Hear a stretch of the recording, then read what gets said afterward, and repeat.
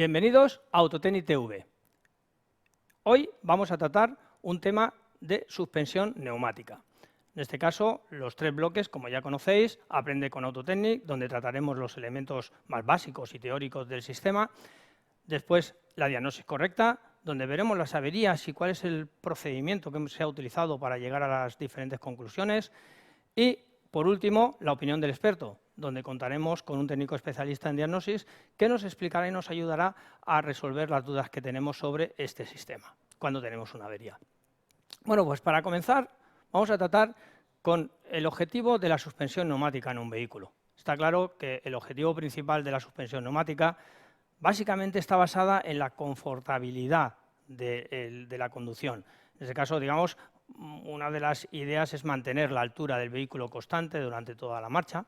Esto nos permitirá tener una gran estabilidad en la circulación del vehículo, sobre todo en terrenos más o menos accidentados. Por tanto, corregir la altura dependiendo del terreno es una de las funciones básicas de un sistema de suspensión neumática.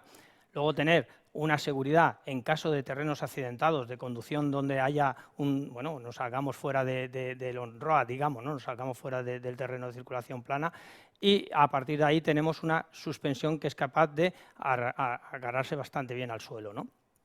En este caso, digamos, la parte de confortabilidad, aparte de ser mucho más suave que pueda ser, digamos, una suspensión convencional, una suspensión de muelle, tenemos la parte correspondiente a la confortabilidad de los ocupantes. En este caso, también basada incluso en la ayuda para entrar o salir de un vehículo. En este caso hablamos de vehículos SUV, suelen ser más altos de lo habitual, entonces el vehículo puede bajar su altura para poder acceder o salir de él con más comodidad. Y luego también, en caso de querer cargar un vehículo, a lo mejor queremos cargar un vehículo y tenemos que subirlo a una altura determinada, pues para que sea más cómodo la opción de la operación de carga de este mismo. Vale, pues como objetivo principal ya vemos que la confortabilidad y la altura es su base. ¿De qué se compone una suspensión neumática? Bueno, como podemos observar, en este caso, en la pantalla, podemos ver que la suspensión neumática está repartida en tres bloques, tres elementos diferentes, ¿no? Uno, propiamente dicha, la suspensión, es decir, los brazos de suspensión, la amortiguación, los elementos, digamos, que tiene que ver con una suspensión clásica, digámoslo así, ¿no? Luego tenemos un circuito eléctrico. Ese circuito eléctrico, básicamente, nos va a dar toda la configuración entre bombas, electroválvulas, sensores que lleva el sistema. Es decir, todo lo que participa para controlar las diferentes condiciones de funcionamiento. Y luego tenemos un circuito neumático. El circuito neumático básicamente corresponde a todos los órganos neumáticos que son capaces de, en este caso, elevar o bajar el vehículo, incluso compensar diferentes alturas, ¿no? Muchas veces estos dos elementos están relacionados porque hay elementos neumáticos con electroválvulas que evidentemente abren un paso neumático. Entonces, en ambos, digamos, están bastante vinculados entre sí, ¿no? Pero en sí, los órganos prácticamente los repartiríamos en estos tres elementos. Para empezar, los componentes básicos, porque cuando hablamos de una suspensión neumática, realmente los componentes no son muchos. Lo vamos a generalizar, aunque básicamente estamos hablando de una serie de marcas que son las más habituales, pero lo vamos a generalizar en general, digamos, a los diferentes sistemas que nos encontramos. Siempre habrá una unidad de control, que va a ser la que se va a encargar de realizar los controles básicos de las funciones que tiene que hacer, como veremos más adelante. Un selector, que dependerá del vehículo, tendrá unas funciones u otras. Una bomba neumática, esta estará siempre, que será el que va a generar la presión neumática. Un calderín. Ese calderín o acumulador de presión es el que nos va a mantener la presión del sistema almacenada durante toda la fase de una manera estable. También nos vamos a encontrar un conjunto, un bloque de electroválvulas que va a ser la que nos dé paso de la presión neumática hacia cada uno de los muelles neumáticos, bien, como veremos luego. Tenemos un bloque de válvula principal, que en este caso, digamos, es la primera acción que tenemos incluso para hacer funciones de elevación o utilización del circuito de reserva, dependiendo del vehículo que estemos hablando. Dependiendo del vehículo, incluso este componente igual no existe. Tenemos 4 sensores de altura. En este caso necesitamos saber de manera individual la altura de cada brazo, de forma que necesitamos un sensor en cada brazo. Por tanto, 4 sensores. Y también, lógicamente, el elemento estrella, que sería el propio amortiguador y muelle neumático. En este caso, la parte neumática correspondería al muelle neumático, aunque en muchos casos está incluido todo en el mismo paquete y en otros casos viene por separado dependiendo del sistema. Pero la parte neumática sería el muelle neumático. Bueno, pues vamos a ver cada uno de los diferentes elementos y vamos a ver cómo están relacionados, digamos, entre sí. Bueno, primero tenemos una unidad de control, como hemos comentado antes. Esta unidad de control básicamente va a recibir la información de un selector. Este selector le va a dar la información de lo que quiere hacer el sistema, en este caso, digamos, el conductor, o bien el sistema como sistema global, como veremos después.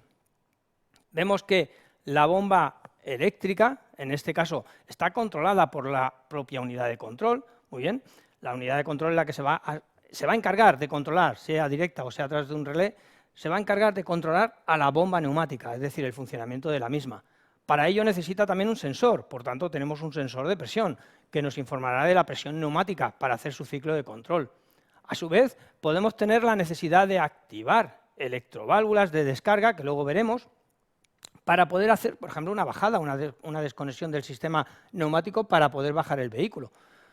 Y también, como elementos de seguridad y de control, tenemos un sensor de temperatura, o varios, que le va a informar, en caso de una anomalía, si la temperatura del compresor es elevada o aumenta por el motivo que sea, ¿no? Tenemos también las electroválvulas, en este caso, digamos, del acumulador, que luego veremos ya su función concreta, y las propias electroválvulas que se van a encargar de hacer la función de elevación del vehículo, elevación y bajada del vehículo. Esto lo veremos luego. Y luego tenemos la información de los 4 sensores, que es la que va a llegar a la unidad como información de altura individual de brazo. Bueno, pues vamos a ver cada uno de ellos cómo se comporta y cómo juega en este sistema. En este caso, la unidad de control, vemos que es una unidad, que en este caso tenemos el control de la bomba directamente, o sea, el funcionamiento de la bomba, sea a través, como he dicho antes, a través de un relé o directamente, pero el control de la bomba según la presión que vayamos a mantener en ese momento. Después tenemos el control de las electroválvulas neumáticas. Lógicamente, esta unidad puede recibir la información de una altura diferente, por tanto, esas necesidades de corrección de altura las determinará la propia unidad. Y algo importante, y dependiendo del sistema que estemos hablando, es que esta unidad se va a interrelacionar con otros sistemas, en este caso, digamos, de seguridad en la estabilidad del vehículo. Por tanto, la configuración con otras unidades para determinar condiciones de altura determinadas. Podemos observar que tenemos que tener un selector. Vale. El elemento selector, la parte básica sería el selector de altura, en este caso, digamos, el selector de la suspensión. Esta sería la parte básica, que será la que se va a encargar prácticamente de seleccionar una altura del vehículo. Luego veremos un poquito más de detalle. Y luego, dependiendo del vehículo, una selección de terreno, es decir, que a la unidad simplemente le voy a informar o bien de manera automática o bien de manera individual qué tipo de terreno es el que estoy circulando. ¿Bien? Esto, dependiendo del equipamiento del vehículo y dependiendo de la antigüedad del vehículo, posiblemente esta función no la tenga. Eso dependerá, por tanto, del vehículo en cuestión. Esta sí, esta siempre la tiene que tener. ¿Bien? Entonces, vamos a ver las diferentes funciones que tenemos con el selector. Es importante entender que el selector de la suspensión, su función básica va a ser darle a la unidad la información de la altura que quiere alcanzar. Claro, aquí podemos tener dos situaciones diferentes. Una es una conducción normal, en la cual, digamos, el vehículo va a funcionar de manera, digámoslo así, convencional, en el cual el modo activo será el modo on-road, es decir, el modo más convencional de funcionamiento sería el modo on-road. Este sería el modo por defecto, es decir, yo por defecto voy a tener una altura, la que corresponda a cada vehículo, pero una altura, digamos, funcional, normal y corriente, que cuando yo no selecciono nada, simplemente estará en modo on-road. A partir de ahí, puedo tener un modo off-road. En este caso, digamos, este modo, que yo lo voy a seleccionar a través de este selector, simplemente le estoy diciendo a la unidad que quiero elevar la altura del vehículo. En el modo off-road, el vehículo va a aumentar una altura con respecto a su posición base. Esa altura dependerá, lógicamente, del vehículo. Aquí hay unas cifras, unos números indicados para un Land Rover, en este caso, ¿no? Aquí podemos hablar de que la elevación del vehículo en off-road es de 55 milímetros por encima del valor base. ¿Eso qué quiere decir? Quiere decir que si yo tengo un vehículo a una altura determinada, en modo off-road elevará a 55 milímetros. Por tanto, yo ahora necesitaré una acción, en este caso de las bombas, electroválvulas y demás, para alcanzar esa altura, ¿no? Ese modo off-road, evidentemente, no puede funcionar en cualquier condición. Yo no puedo ir en una autopista a 55 milímetros más alto de lo normal, porque evidentemente perderé la estabilidad del vehículo. Entonces, este modo off-road solamente está activo hasta una velocidad determinada, que aquí indicamos, por ejemplo, 50 km/h. Eso quiere decir que si el vehículo superara esa velocidad, automáticamente pasa a modo on-road, ¿eh? Recordad que el modo on-road sería el modo que va a estar funcionando de manera convencional. Cuando yo selecciono el modo off-road y supero la velocidad de 50 km/h, en ese momento es cuando el vehículo hará otra vez la compensación y él solo, de manera automática, buscará la posición o la altura, digamos, convencional. Muy bien, este modo off-road prácticamente se va a utilizar pues, cuando yo salgo de un terreno y voy a ir a un sitio donde a lo mejor hay elementos de una determinada altura que quiera esquivar. Pero hay otros modos, como puede ser el modo acceso. Claro, esto ya entraríamos dentro del modo más basado en la confortabilidad. Es decir, modo acceso es reducir la altura, bajar la altura del vehículo a 50 milímetros por debajo de la base normal. Es decir, en el modo acceso lo que estoy haciendo es bajar el vehículo para poder acceder a él de una manera más cómoda. Bien, por tanto, yo en condiciones normales el modo acceso lo voy a activar o bien en el momento en que yo voy a abrir, por ejemplo, de manera automática, en el momento que yo voy a abrir el vehículo, o directamente con el mando a distancia, incluso lo puedo activar, o dentro del vehículo en el momento en que yo active esa posición.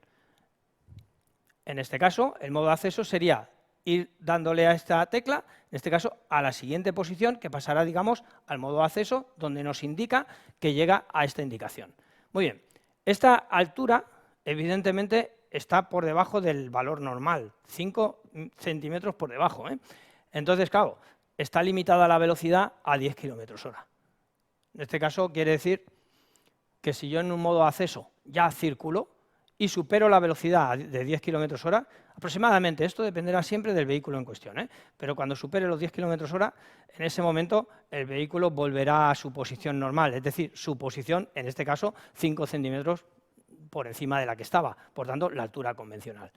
Claro, este modo, que va a entrar de manera automática, puede ser de alguna manera a modo de seguridad, es decir, que el sistema entre en el modo automático, en modo on-road, es para evitar, lógicamente, elementos o riesgo de algún daño, de algún elemento, o incluso por la propia estabilidad del vehículo. La cuestión es que el sistema esa función la hará de manera automática.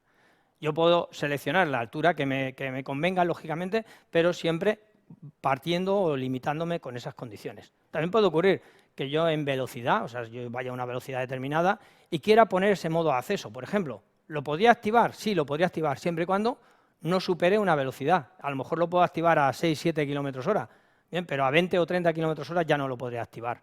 O un modo off-road.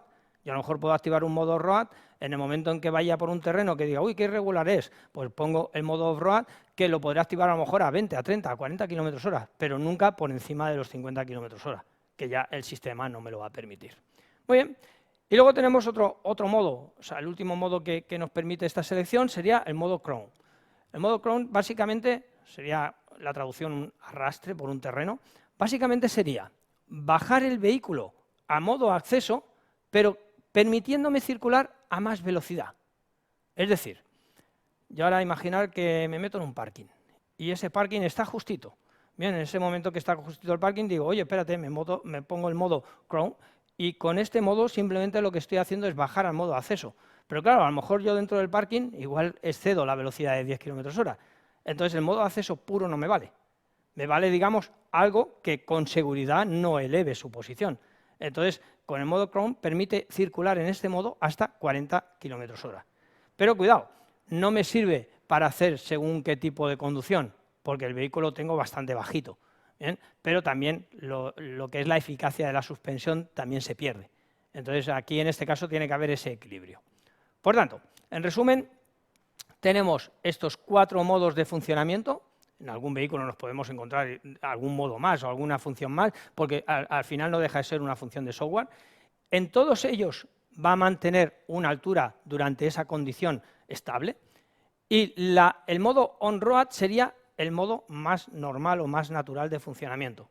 Este modo on-road sería la altura convencional de ese vehículo, en la cual, digámoslo así, va a circular en todas condiciones. Aún así, este modo on-road no podemos determinar que sea exacto para todas las condiciones de funcionamiento, sino va a ser un modo que también variará dependiendo de las condiciones de velocidad del vehículo. Y eso dependerá del vehículo siempre, del tipo de vehículo que estemos hablando. Porque hay una unidad electrónica la cual dice, oye, vamos a esta velocidad, yo puedo a lo mejor mantener una altura inferior del modo on-road, ¿bien? Pero no tan inferior como un modo de acceso. ¿Bien? ¿Eso quién lo va a determinar? Lo va a determinar la unidad de control de la suspensión en función de la información del resto de unidades.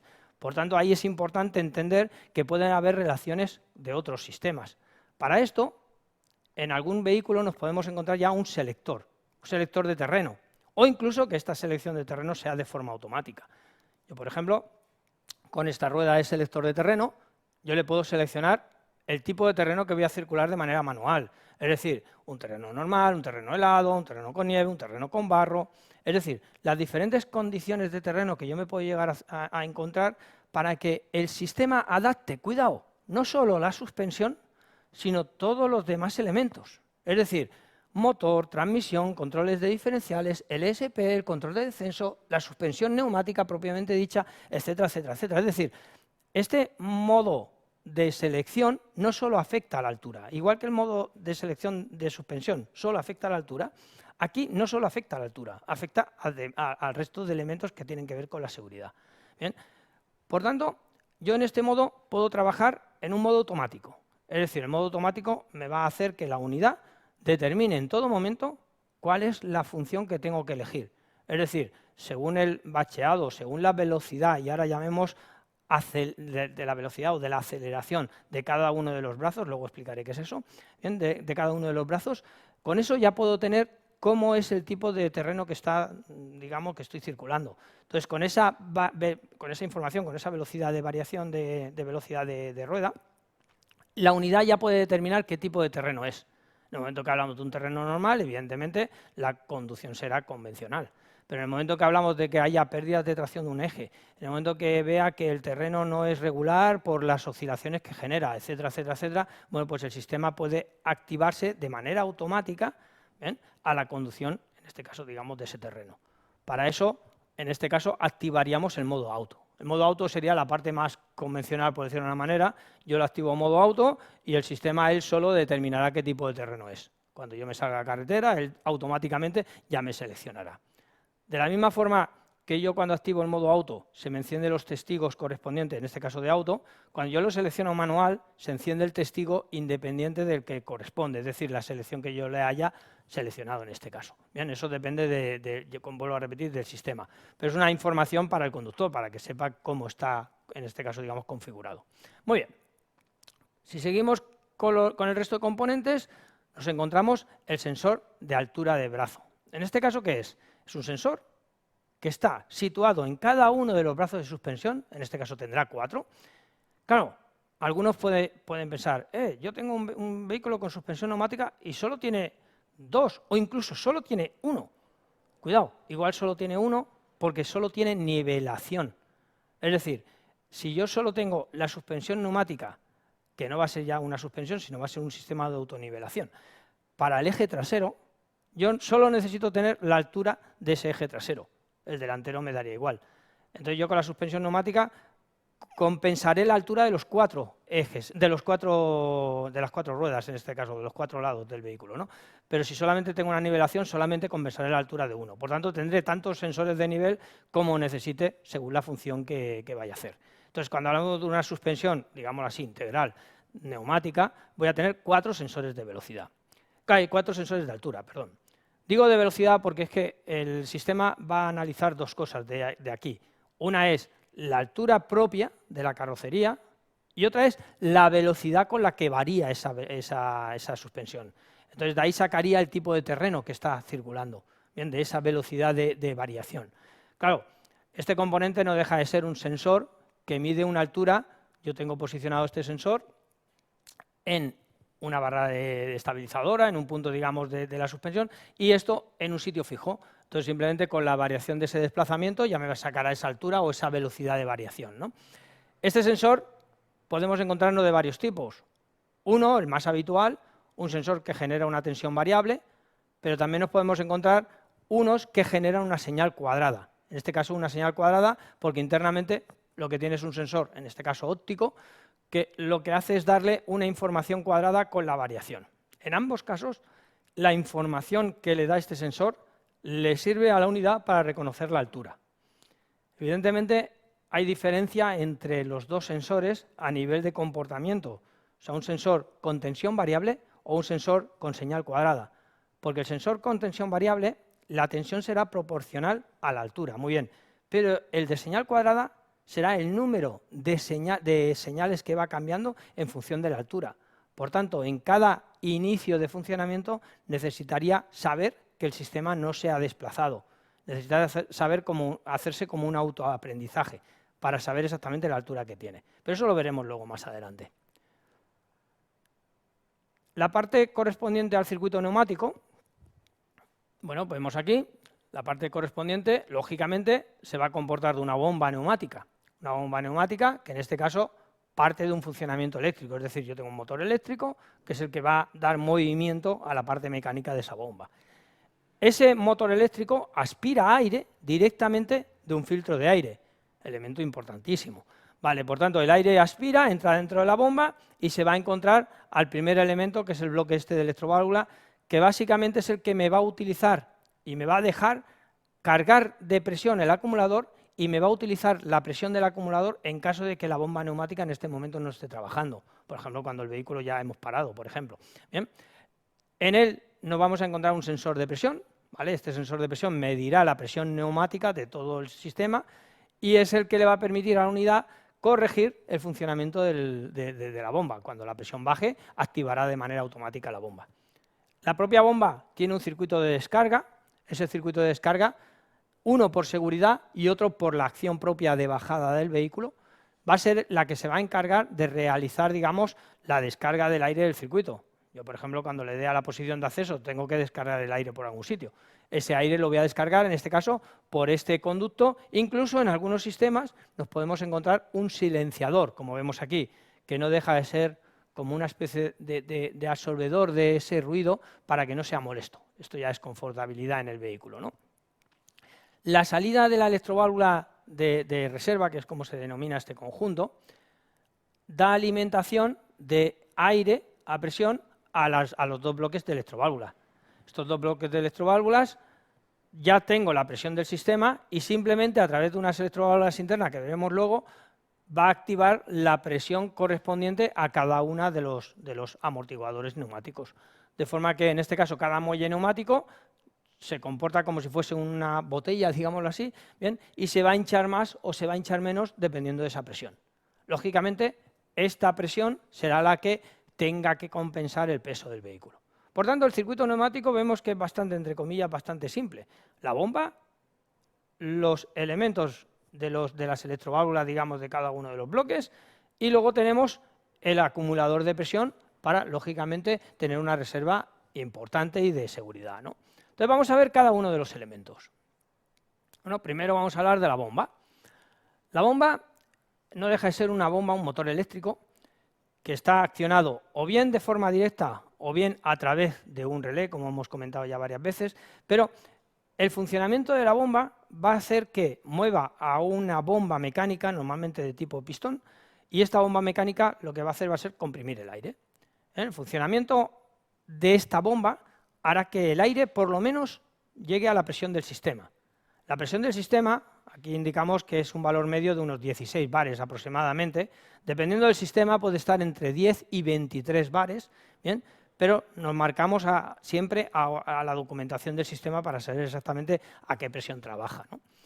Pero nos encontramos de que esta bomba genera una presión hasta los 16 bares, muy bien. Esta presión, claro, lógicamente la genera, pero yo cuando pare la bomba el sistema se desconectará. Entonces esta presión tiene que ir a algún lado. Ese algún lado es el acumulador. Bien, eso lo veremos luego. Ese acumulador retendrá la presión y esta bomba no estará trabajando todo el rato, sino la bomba estaría trabajando de manera continua, ¿no? que es lo que ocurre, por ejemplo, cuando el acumulador no es capaz de acumular la presión. Vale, esta bomba, de alguna forma, está controlada por la unidad de control, ¿bien?, en función de la información del sensor de presión. Por tanto, ya vemos un poquito la relación que tenemos en el sistema. Esta bomba internamente se compone de el motor eléctrico, claro, de alguna forma es un motor eléctrico que funciona a 12 voltios. La bomba mecánica, que es una bomba de pistón, como hemos dicho antes. Internamente disponemos o dispone el sistema de dos sensores de temperatura. Estos dos sensores de temperatura informan a la unidad si hay una elevada temperatura de la bomba, la parte mecánica, o si hay una elevada temperatura del motor eléctrico. Es decir, es una protección de esa bomba. ¿Bien? Tenemos un filtro deshidratador. Ese filtro deshidratador no deja de ser en base, digamos, a un granulado de silicato, que se va a encargar de absorber toda la humedad del circuito. Está claro que yo cuando voy a comprimir aire, ese aire tiene una humedad y esa humedad se condensa. Ese filtro se va a encargar de absorber esa humedad. Bien, por tanto, aseguramos de que la presión de aire tenga la mínima cantidad de humedad posible. Bien. Luego tenemos una electroválvula y tenemos una válvula de seguridad. La electroválvula esta es una válvula que cuando nosotros tenemos una determinada presión, simplemente lo que hace el sistema es tener que bajar la presión pues, para poder hacer la regulación. ¿Me pasa de presión? Pues hago la regulación. ¿Tengo que bajar el vehículo? Pues descargo la presión. Entonces yo lo voy a descargar a través de esta válvula, en este caso por el circuito de retorno. Muy bien. Aquí esta válvula, ¿qué es? Es una válvula de seguridad. Es una válvula de seguridad que si por anomalía del sensor de presión, por anomalía de algo, esta bomba generara más de 27 bares aproximadamente, bien, esta presión me sirve como referencia para una bomba concreta, ¿eh? Si otro vehículo es de 30, pues de 30. Bien, pero a esa presión, esta válvula alivia el sistema y descarga. Es decir, descargaría en este caso por seguridad. Por tanto, yo a la bomba tengo la entrada de aire, como hemos dicho antes, tengo la salida de descarga por seguridad, tengo la salida de descarga cuando yo quiero realizar la descarga del sistema y, lógicamente, tengo la salida de presión ya de presión del sistema. Yo donde tengo que tener los 16 bares cuando la bomba esté funcionando sería en este punto de aquí, es decir, la salida del sistema. ¿Bien? Bueno, otro elemento importante que hemos hablado ya varias veces, hemos mencionado varias veces, sería el acumulador de presión. El acumulador de presión no deja de ser un calderín, ¿no?, como llamamos de toda la vida, ¿no? No deja de ser un elemento donde voy a retener esa presión. Es decir, me sirve como de condensador, ¿no? O sea, yo almaceno ahí la presión, esa presión de 16, de 18 bares, lo que corresponda. Bien, esa presión está almacenada en ese calderín y cuando yo voy descargando o yo voy cargando, utilizo esa presión como base inicial.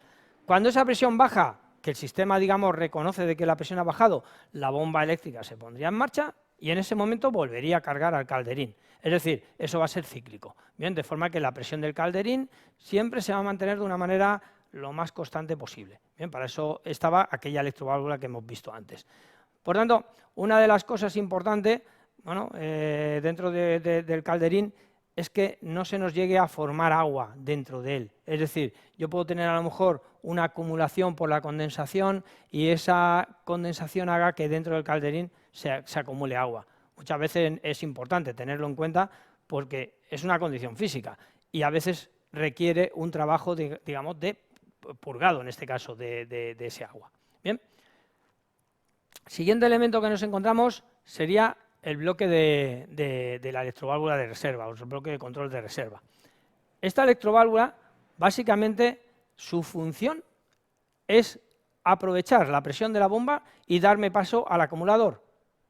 Y en caso de que la bomba la tenga parada, utilizar la presión del acumulador para el sistema neumático. Es decir, es una función, en este caso, doble. Una es aprovechar para cargar al acumulador y otra es aprovechar para poder utilizar la presión del acumulador.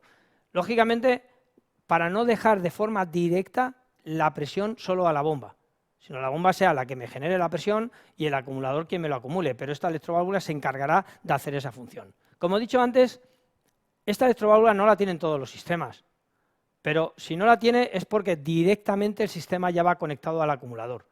Entonces yo ya, el acumulador y la bomba con una válvula unidireccional ya es como una función única. Bien, o sea, tendríamos, digamos, el elemento sin electroválvula y sin nada, todo está comunicado.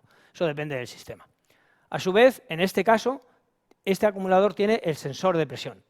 Este sensor de presión es el que me va a dar la información de presión del sistema neumático y es el que va a servir a la unidad para hacer la regulación de la bomba. Es decir, cuando yo active y pare la bomba, será en función de la información de este sensor de presión. Este sensor de presión es un sensor que genera una tensión variable con la presión del sistema. Por tanto, según la tensión, la unidad ya activa, bajo su trabajo, su histéresis, bien, ya activa la bomba, la para, la activa en función de las variaciones de esta presión. Bien. Siguiente componente que nos encontramos es el filtro de aire. Claro, filtro de aire es el gran desconocido de la suspensión neumática, es el olvidado. Bien, el filtro de aire es el elemento que se va a encargar de retener todos los restos que puedan entrar a través del aire a la bomba. Entonces, ¿qué ocurre? Que no deja de ser un filtro que realmente está trabajando todo lo que esté trabajando la bomba. Si este filtro no lo tenemos en cuenta, este filtro nos puede provocar, lógicamente, un tapón y hacer que la bomba no aspire correctamente. Por tanto, el filtro de aire de entrada, bien, es un elemento muy importante y a tener en cuenta. Bien. El filtro de aire está en el circuito de entrada y como hemos visto antes que tenemos el amortiguador en medio, bueno, pues a veces participa a través del amortiguador porque pasa a través de él, del amortiguador o el absorbedor de ruido, el silenciador, vaya, bien, que lo vemos aquí. El silenciador, que es esta pieza de aquí, no deja de ser una cámara doble de entrada y salida, ¿bien? De entrada de aire fresco y luego de salida de aire por el alivio que hemos hablado antes, ¿no? por la seguridad o por el retorno. Entonces, el silenciador no deja de ser un absorbedor, es decir, lleva una membranita que lo que hace simplemente, como una especie de espuma, que lo que hace simplemente es amortiguar la salida para que no sea sonora, para que no, digámoslo así, sea mucho más suave. Bien, sobre todo es confortabilidad de ruido. Bien. Si el sistema no lleva este elemento, pues escucharíamos las descargas de una válvula neumática, como ya conocemos. Muy bien. Siguiente elemento sería el bloque de válvulas. El bloque de válvulas es uno de los elementos más importantes, claro, porque dependiendo de su configuración nos podemos encontrar una función importante en ella, con respecto a la seguridad y con respecto, digamos, al trabajo que está haciendo. Bloque nos podemos encontrar uno por eje, es decir, yo tener un bloque para el eje delantero, otro bloque para el eje trasero, o incluso uno común para los dos bloques. Bien, pero en ellas, dentro internamente, voy a tener una electroválvula, una acción individual por cada uno de los muelles neumáticos que tengo. Bien, por tanto, en ella tengo que tener todas las funciones propias de manera individual en cada brazo de suspensión. El bloque está controlado por la unidad de control. Lleva unas electroválvulas y su función básicamente sería controlar las electroválvulas para elevar o bajar, digamos, el vehículo. Pero también va a tener una electroválvula para hacer, digamos, la comunicación entre el lado izquierdo y el lado derecho, sobre todo en el tema de balanceo del vehículo. Eso lo veremos ahora. En el diagrama siguiente nos encontramos cómo es internamente este bloque. Aquí podemos ver que la presión me entra al sistema, esa presión que entra al sistema a través de la electroválvula, lógicamente me va a dar la salida hacia un eje, muy bien, hacia un brazo de suspensión de una rueda, y la otra electroválvula me va a dar la salida hacia el brazo de suspensión de la otra rueda del mismo eje. Y en medio me encuentro esta otra electroválvula. Hostia, ¿esta electroválvula qué hace? Bueno, pues si os dais cuenta, me comunica el tubo del lado izquierdo con el tubo del lado derecho. Eso quiere decir que, digámoslo así, lo voy a llamar de esta manera, aunque no es ciencia cierta así, es como si fuera una barra estabilizadora, ¿no? Controlada. Es decir, yo tengo los dos muelles de suspensión que en sí son neumáticos, por tanto, el aire, digamos, es el que me va a dar la presión y la altura de ese sistema, pero yo con esa electroválvula puedo hacer que estén interrumpidos, es decir, que estén desconectados entre ellos o que estén conectados, es decir, que sea el mismo canal, de forma que lo que ocurre en el lado derecho afecte en el lado izquierdo. Entonces, el sistema, a nivel de estabilidad, lo que va a hacer va a ser actuar sobre esta válvula, que es la válvula que se llama de enlace cruzado. Bien, con esta válvula se va a encargar de comunicar o recortar, o separar el lado derecho del lado izquierdo. Cuando está comunicado, vuelvo a repetir, se comunican los dos efectos, cuando están separados son dos efectos individuales. El modo más confortable, evidentemente, es cuando esta electroválvula está comunicado. El modo más duro posiblemente, digamos, más rígido, bien, sea cuando me los interrumpe. Muy bien. Esa sería, digamos, una función, por tanto, sobre todo basada en el balanceo del vehículo, ¿no? el evitar ese balanceo, ¿no? Y luego las otras dos electroválvulas se van a encargar de aportar la presión a cada uno de los amortiguadores, de los muelles neumáticos, para conseguir la altura determinada. ¿Que yo tengo que elevar el vehículo? Pues le doy más presión, la electroválvula se activa y con esa activación simplemente saco aire a presión a ese muelle. Claro, la electroválvula en condiciones de reposo, es decir, cuando yo ya no excito a ese grupo, se mantiene cerrado. Por tanto, es un circuito cerrado que me mantiene retenida la presión internamente desde este punto hasta el propio amortiguador. Por tanto, ese circuito se mantendría la presión determinada. Por decirlo de una manera, si yo desconectara este bloque, en el momento que desconecto el bloque, la presión que hay es la que se quedará retenida. Entonces, yo para hacer subir ese bloque de ese muelle, lo que voy a hacer va a ser activar la electroválvula y con la presión que yo tengo aquí, voy a activar la presión para subir la válvula, subir el eje. Y si yo quiero bajarlo, lo que voy a hacer va a ser abrir la electroválvula y abrir la electroválvula de descarga que teníamos dentro de la bomba. En ese momento se produce, digamos, el circuito de descarga de presión del lado que corresponda. Si es de los dos, será de los dos, y si es individual, será individual, lo que corresponda en cada momento. Ahí podemos ver que ese grupo de electroválvulas es importante, sobre todo para el funcionamiento, pero es importante tener en cuenta que esta electroválvula, claro, cuando yo tenga una falta de estanquidad, cuando yo tenga un problema en ella, hará que un eje no se mantenga, un eje o un brazo en concreto, no se mantenga a una determinada altura y haga que la bomba trabaje en exceso, por ejemplo. Eso lo veremos más adelante. Y el último elemento que nos vamos a encontrar, lógicamente, va a ser el propio muelle neumático. Claro, ¿por qué le llamamos muelle neumático? Porque una suspensión neumática no tiene muelle metálico. Es decir, el muelle, la función, digamos, de efecto de fuerza que compensará la altura del vehículo va a ser este muelle neumático. Este muelle neumático, en función de la presión del aire, hará que esa altura correspondiente, digamos, de ese lado de la carrocería, bueno, pues sea más alta o más baja, dependiendo de la presión que yo aplique. ¿Que yo quiero elevarlo, por ejemplo, a una posición de off-road? Simplemente lo que haré será aumentar la presión. Por eso la bomba puede llegar a aumentar a presiones más elevadas de su valor nominal. Bien, aumentar la presión y lo que hará será elevar la presión de este sistema. Que yo a este sistema le aplico, pongo un ejemplo, 4 bares, me mantiene esta altura. Le aplico 6, me mantiene esta. Le aplico 16, me mantiene esta. Claro, dependiendo de la presión que yo le aplique, simplemente por una ley física, como vemos en este diagrama, bien, la fuerza que yo aplico será proporcional a la presión y a la superficie. De forma que yo voy a tener aquí una presión aplicada de aire y esto ejercerá una fuerza sobre el propio pistoncito, ¿no? En este caso, la sección de este pistoncito sería la sección completa de esta balona, de forma que esa presión hará que, lógicamente, eleve el vehículo. Por eso muchas veces, cuando yo tengo que cargo el vehículo, por ejemplo, que el vehículo tendería a bajar su altura, la presión de ese sistema aumentará para volver a compensar la altura. Aunque yo la altura la vea igual, yo en cada uno de los muelles voy a tener una presión acorde a la presión que tengo que ejercer según, en este caso, digamos, la compensación de altura que tenga que hacer. Por ejemplo, imaginar que yo tengo un vehículo en el cual tengo cargadas las 2 plazas traseras y el maletero. Bueno, pues yo tendré un aumento de presión del circuito trasero para compensar la altura. Claro, la presión del eje trasero en ese momento será mayor, posiblemente, que si yo no tuviera ningún tipo de carga. Bueno, posiblemente no, si yo no tuviera ningún tipo de carga. Bien, ahora imaginar que yo tengo toda la carga acumulada en un lateral y además tengo una persona sentada en el lado derecho y las otras no. El lado izquierdo, por ejemplo, completamente libre.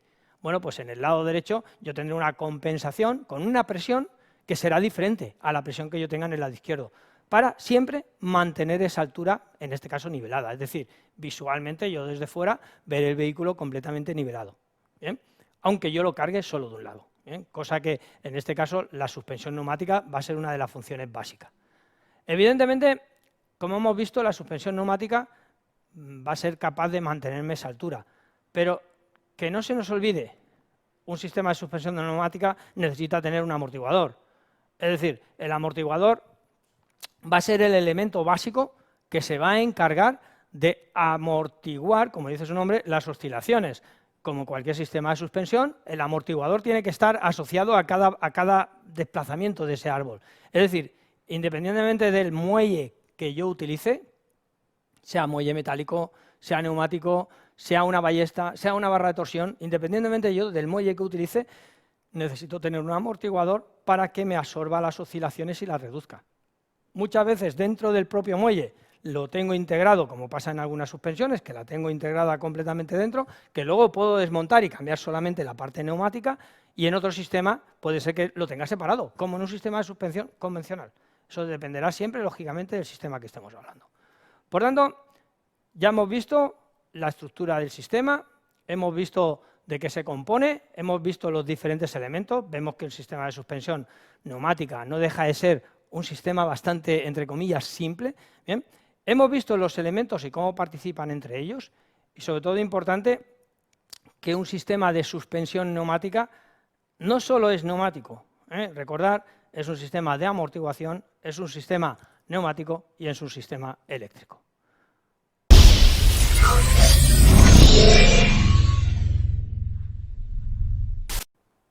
Para empezar, siempre tenemos que ver los síntomas desde dos puntos de vista, ¿no? Uno, los perceptibles, es decir, de qué se queja el cliente, y otro, qué tipo de código de avería nos puede presentar el vehículo ante un problema, ¿no? Claro, lógicamente, esto nos guiará hacia qué elemento comprobar y esto nos orientará sobre qué elementos participan para intentar encontrar este fallo. Inicialmente, dentro de los síntomas perceptibles, los más habituales que nos encontramos, aquí podemos ver a través de Autotecnia Analytic, el estudio ha dado a entender que tenemos un 10% prácticamente una falta de estabilidad del vehículo, es decir, el porcentaje bajito sobre falta de estabilidad. Lo que más se acusa es que el vehículo no sube, no es capaz de elevar, no es capaz de conseguir su altura funcional. Esa sería, digamos, la avería más habitual, más frecuente. Después, o el síntoma, mejor dicho. Después nos podemos encontrar de que durante un tiempo prolongado de parada, pues el vehículo parece que haya bajado de un lado, incluso que no suba de ese lado. O nos podemos encontrar que el vehículo haya subido de un eje, o sea, un eje completo se haya quedado abajo. O sea, podemos repartir estas dos averías, digamos, con un 25%. Es decir, en general podemos hablar de que un 50% nos vamos a encontrar de que el problema tiene problemas para mantener la altura o que se nos ha bajado, y que el 40% realmente el vehículo no eleva. Bien. Como códigos de avería nos encontramos básicamente, bueno, aquí hemos puesto en este listado, después del análisis de Autotecnia Analytic, 4 códigos de avería. Estos 4 códigos de avería más habituales tenemos el C1A20, es decir, problema con el compresor, regulación de nivel. Claro, en este caso, digamos, tiene que ver algo con el compresor, con el funcionamiento de ese compresor, con que no es capaz de mantener el nivel porque el compresor le pasa algo. Nos encontramos el código de avería CA1A13, perdón, bien, que es la válvula de ventilación. Bueno, en este caso una avería sobre la válvula de ventilación, la válvula de descarga, que no es capaz de hacer bajar, por ejemplo, este vehículo. O nos encontramos la C1131, que no es posible el aumento de presión, o con el código C112F72 en este caso, que es la válvula del muelle neumático, la propia válvula del muelle neumático. Estos códigos de avería están basados en un modelo, prácticamente Land Rover. Claro, cada marca, pues son específicos de ese sistema, cada marca puede tener códigos de averías diferentes, pero prácticamente podemos entender que las averías más frecuentes que nos encontramos están basadas básicamente, fijaos, el porcentaje más grande con un fallo del propio compresor. Es decir, el propio compresor genera avería, no es capaz de generar la presión, nos da avería de funcionamiento por su eficacia, etcétera, etcétera. Estamos hablando de un 50%. Un 35% con el fallo de alguna balona, es decir, de las averías que nos podemos llegar a encontrar, el 35% tiene que ver con un fallo de alguna balona. Muchas veces el fallo de una balona y el fallo de un compresor están muy relacionados, muy vinculados entre sí.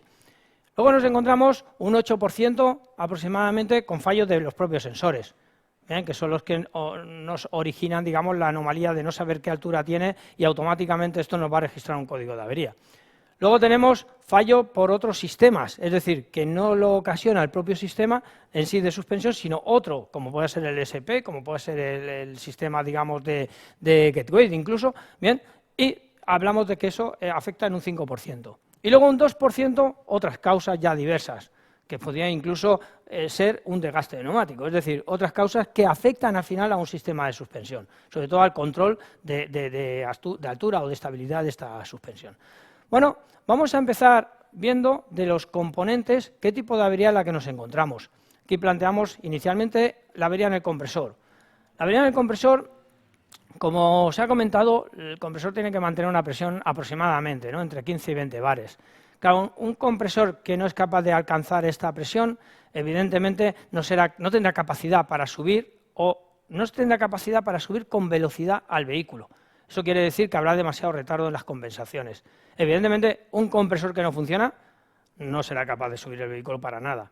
Y un compresor que no sea capaz de generar 2-3 bares como mucho, evidentemente no será capaz de subirlo. En cambio, un vehículo que sea capaz de alcanzar los 15, los 16 bares, pero por fuga o por anomalía interna, por freno, lo que corresponda, tarde mucho, ese vehículo será capaz de compensarse la altura, pero tardará demasiado tiempo. Y a veces nos puede registrar avería de otro elemento.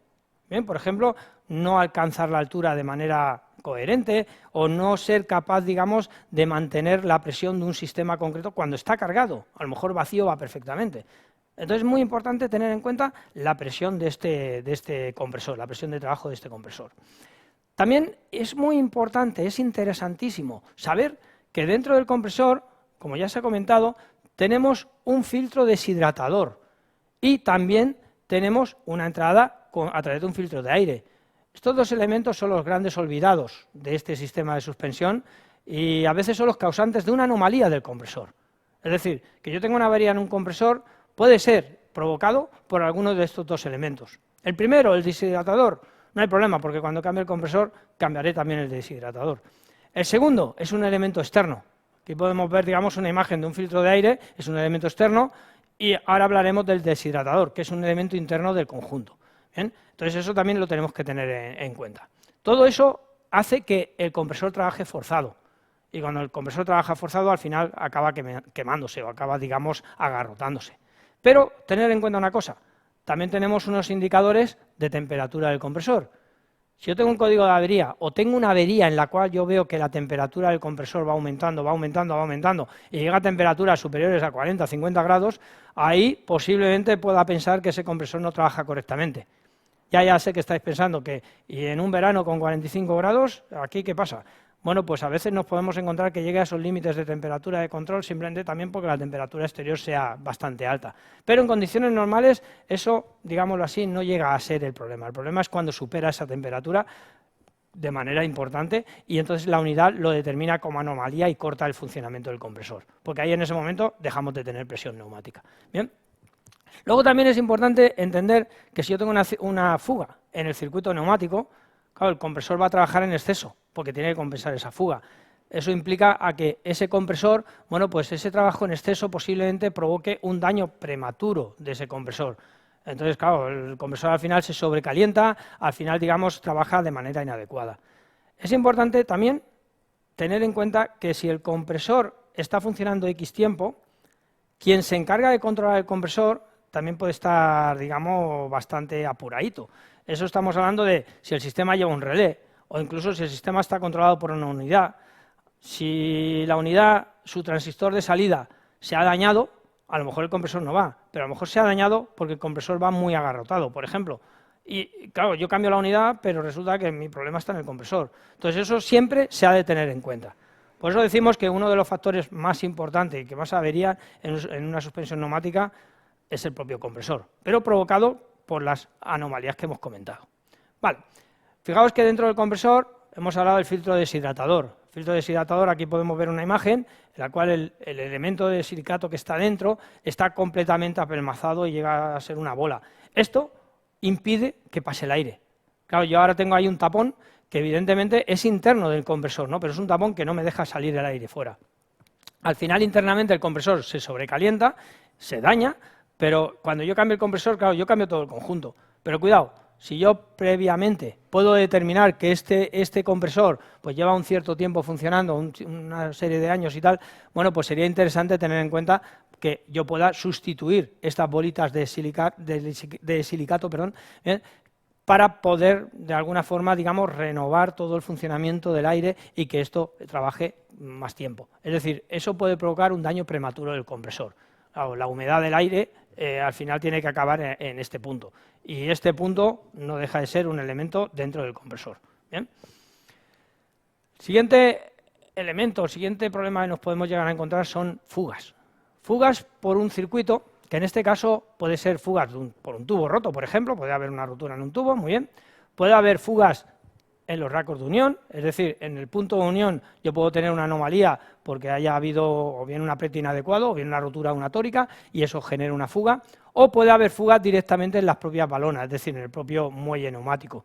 La cuestión es que esa fuga, lo que es importante es tener en cuenta cómo controlarla, cómo realizar un control de estanquidad del circuito neumático. Bueno, pues lo más importante quizás sea aplicarle una presión y simplemente con un spray detector de fugas ver si realmente se nos origina fuga en algún punto, en la unión o lo que corresponde. Estos sprays no dejan de ser específicos para este tipo de fugas y lo que hacen es generarnos, bueno, pues donde está la fuga, o próximo, digamos, a él, una capa, unas burbujas, una masa blanca, digamos, que nos informa de que ahí hay una fuga, realmente.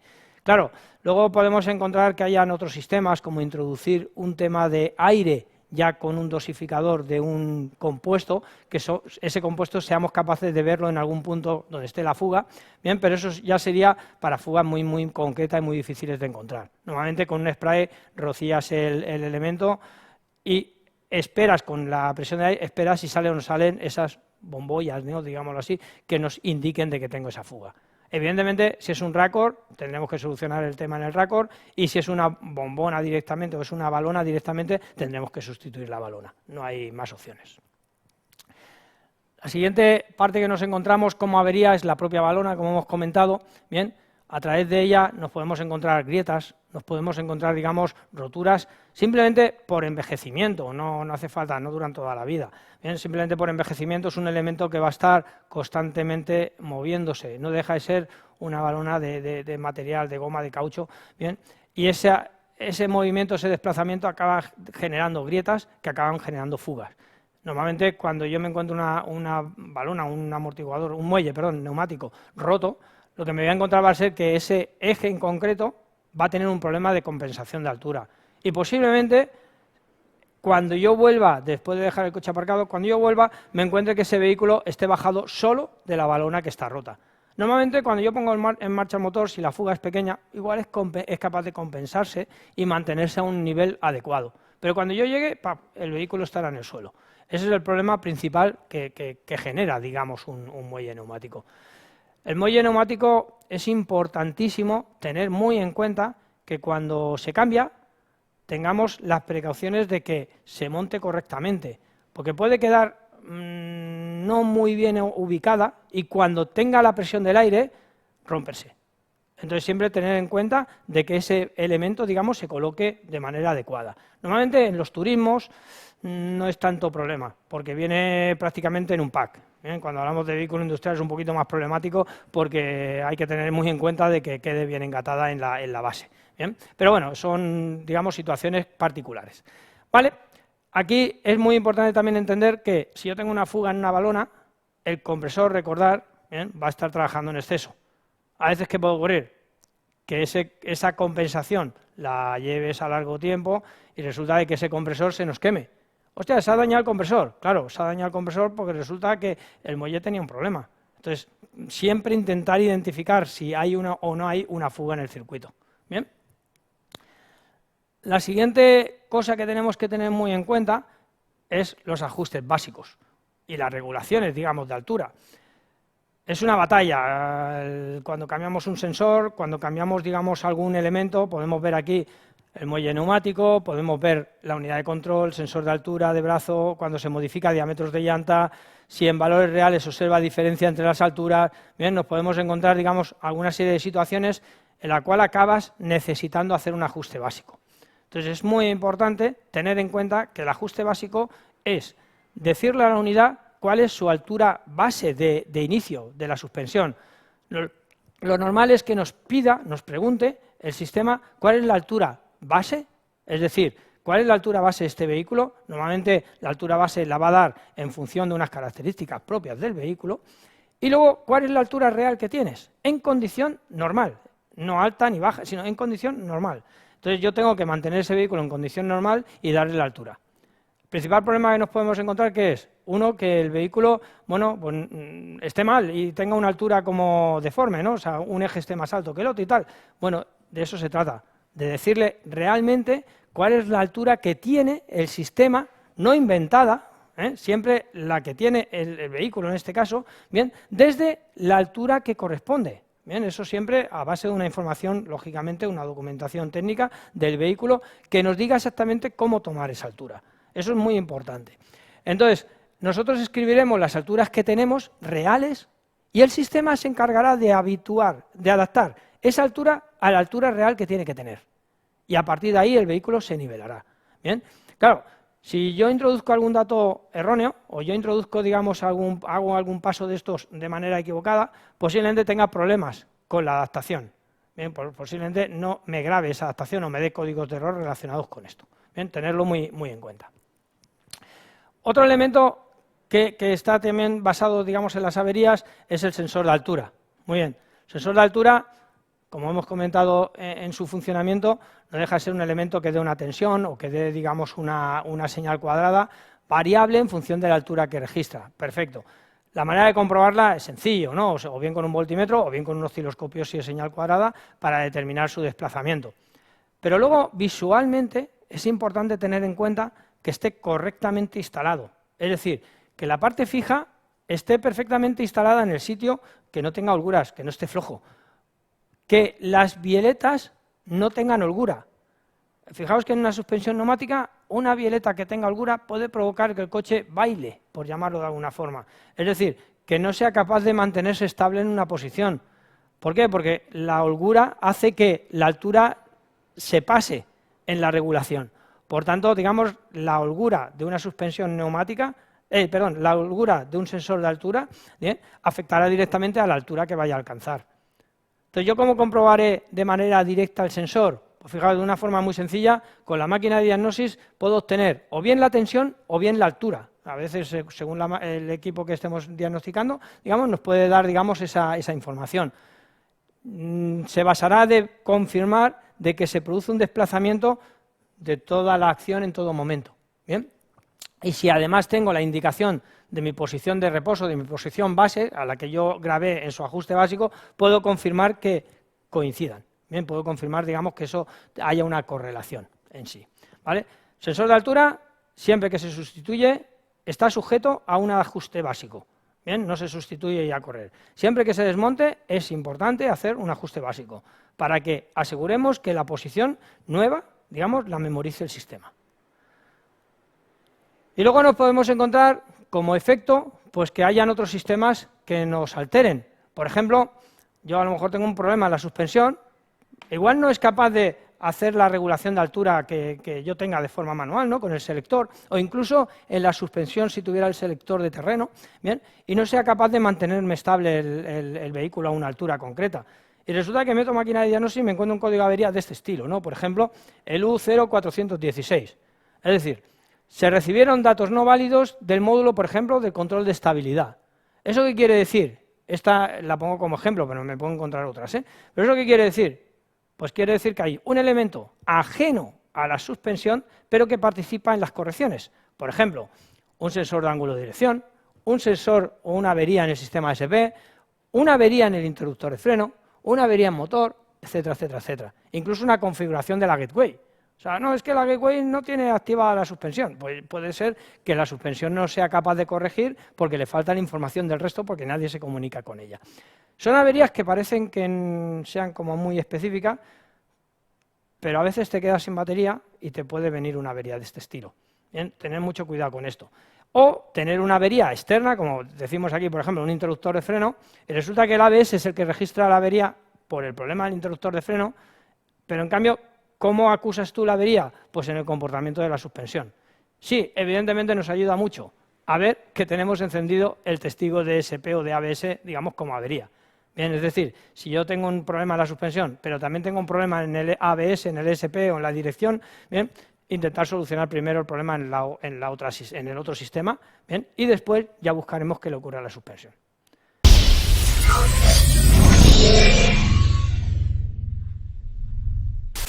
Bienvenidos a Autotecnic TV. En este caso estamos en la última sección, la opinión del experto, y tenemos con nosotros a José Antonio López, un experto en diagnosis, uno de nuestros ingenieros con más de 15 años de experiencia con nosotros, y él nos va a ayudar a resolver algunas de las dudas que podemos tener cuando tenemos algún problema con la suspensión neumática. Bienvenido, José Antonio. Hola. Aquí tenemos un tema que es la suspensión neumática. Hemos hecho ya el apartado de explicación de componentes, la parte teórica, funcionamiento de ellos. También hemos hecho la parte de diagnosis correcta, donde se han hablado de las averías típicas que tenemos, de cómo llegar a la conclusión, de qué elementos suelen fallar. Y ahora estamos en la tercera parte, la tercera sección de la opinión del experto, la cual, bueno, pues vamos a tratar un poquito, sobre todo que el taller se lleve a casa las ideas y los conceptos más importantes que tenemos cuando hay una avería, ¿no? Sobre todo desde el punto de vista de la diagnosis. Entonces, bueno, yo una pregunta que se me ocurre hacer es ¿qué tengo que hacer en un vehículo cuando tiene un problema de suspensión, en este caso que no sube? O sea, cuando entra el coche en el taller, pues a través de una grúa, lo que corresponde, y el vehículo no eleva. Vale. Mira, los sistemas neumáticos siempre es como un sistema bastante simple y las recomendaciones son un poco las de siempre, ¿no? Lo primero, ponemos el terminal de diagnosis, leemos averías y más o menos nos dejamos guiar por ellas, ¿no? Entonces, hay 3 parámetros que son especialmente importantes. Uno es la altura consigna que quiere tener el vehículo en cada rueda. Luego tenemos la altura real que mide cada sensor en cada rueda y luego tenemos la presión del compresor. Vale. Entonces, la idea es determinar si por medio de los parámetros de altura de consigna y altura real el vehículo está a la altura que quiere, ¿vale? Si está a la altura que quiere significa que el compresor comprime, tiene fuerza, lo que pasa que por algún error de algún sensor o porque la altura consigna no esté bien programada, el coche queda torcido, ¿no? Eso sería una.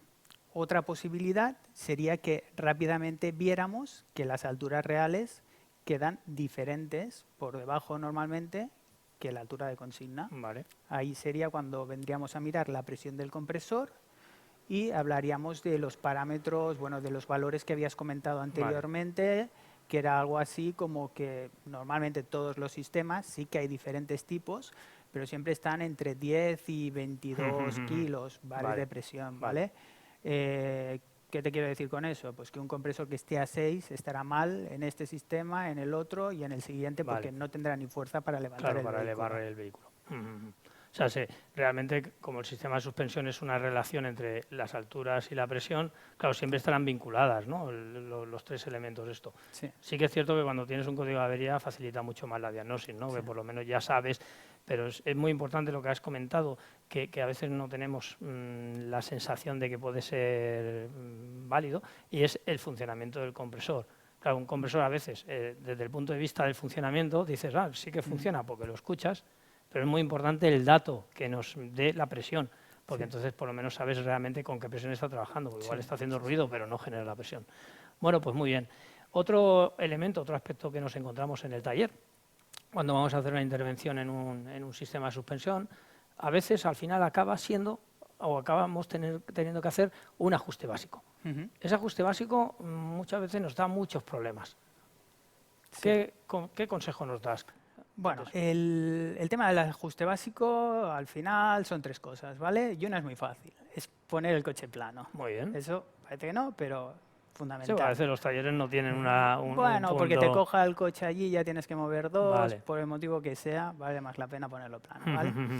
Y luego tenemos que tener en cuenta que hay una cosa que juega en nuestra contra, a veces, que son las máquinas las máquinas multimarca, a veces sabemos que en todos los sistemas no acaban de entrar bien, y como es un sistema que te tiene que dar muchas ayudas para coger las alturas, si esas ayudas no son todo lo correctas que queríamos, al final el ajuste no lo coge, ¿no? Vale.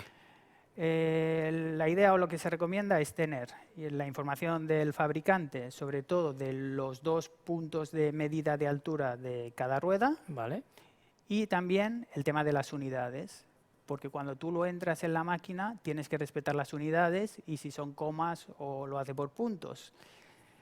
Si haces un ajuste básico y pones una medida muy equivocada porque tú estás cogiendo la medida de otro sitio o porque lo estás haciendo en otras unidades, puede ser que la máquina por defecto, al acabar el ajuste, te coja un extremo.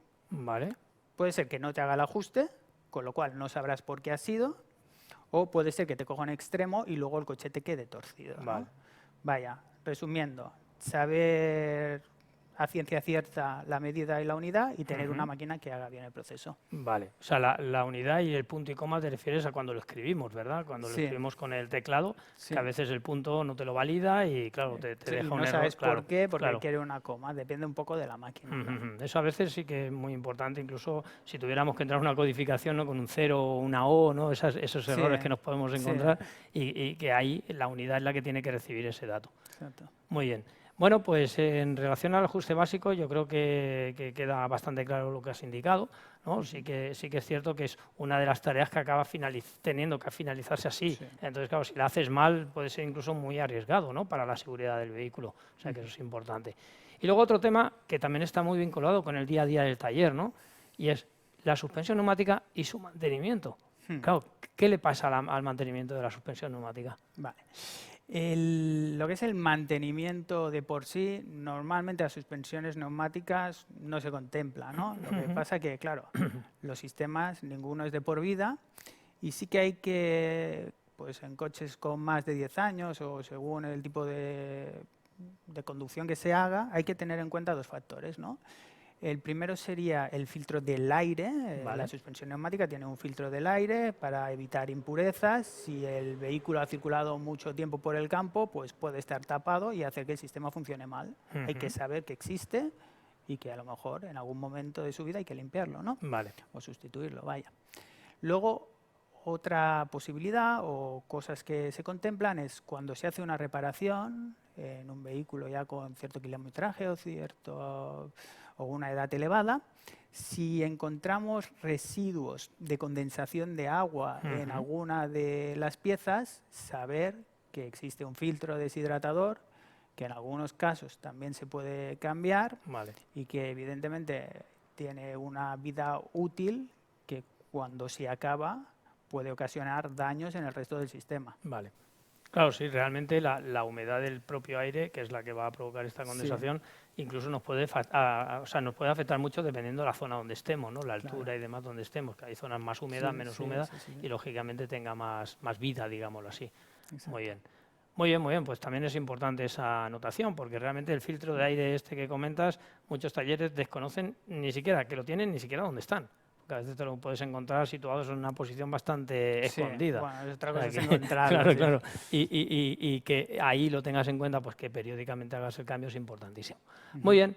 Bueno, pues yo te haría una última pregunta, ¿no? Y va en relación a, dentro de todas las miles de averías que se resuelven en la asistencia técnica y las que has resuelto tú en relación a la suspensión, ¿cuál es la que más quebraderos de cabeza te ha dado o que más destaque?